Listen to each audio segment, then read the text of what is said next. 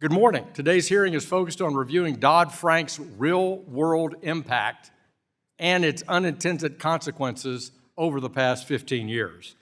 Our colleagues across the aisle often criticize today's banking system, but rarely do they acknowledge that it's a direct result of the policies they enacted after the 2008 financial crisis along party lines. Dodd-Frank was sold to the American people as a sweeping fix to prevent another crisis. Yet over time, it's become clear that this approach has not delivered as promised for Main Street. Instead, history shows that it punished community financial institutions through its one-size-fits-all mandates, shifted activity outside the regulated banking system, created new and unaccountable agencies like the CFPB, and prioritized duplicative compliance and regulatory issues, and most importantly, regulation by enforcement over actual consumer protection. These smaller institutions did not cause the crisis, but they've been forced to navigate new compliance burdens and divert resources away from serving their communities and toward satisfying Washington bureaucrats.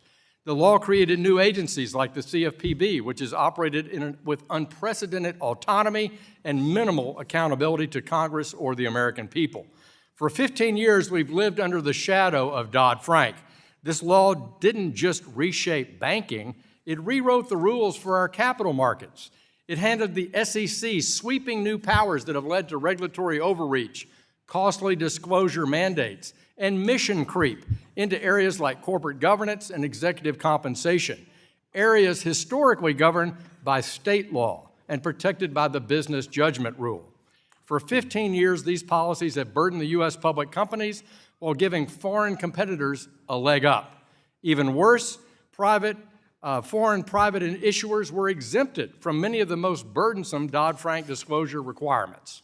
We all know that healthy competition and innovation drive economic growth, creating more opportunities and better financial services for all Americans.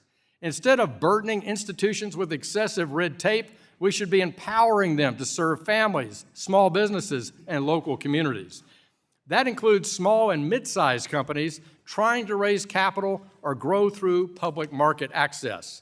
Unfortunately, the complexity and cost imposed by Dodd-Frank have helped fuel the long-term decline in U.S. initial public offerings, discouraging companies from going public altogether. As we examine the last 15 years, I hope we can do so with clear eyes. It's also time to take a hard look at the rules that never made sense in the first place, rules that sit on the shelf and create needless uncertainty for market participants, just waiting for some new unelected bureaucrat to dust them off and put them to work. That's not how our system should work. We must work together to craft thoughtful, bipartisan reforms that restore balance, foster growth, and protect consumers. I look forward to a robust and productive discussion today. I'm grateful to our panel for being with us, and I'm hopeful that we can chart a better path forward for all Americans through financial oversight and through reform of Dodd-Frank. I yield back.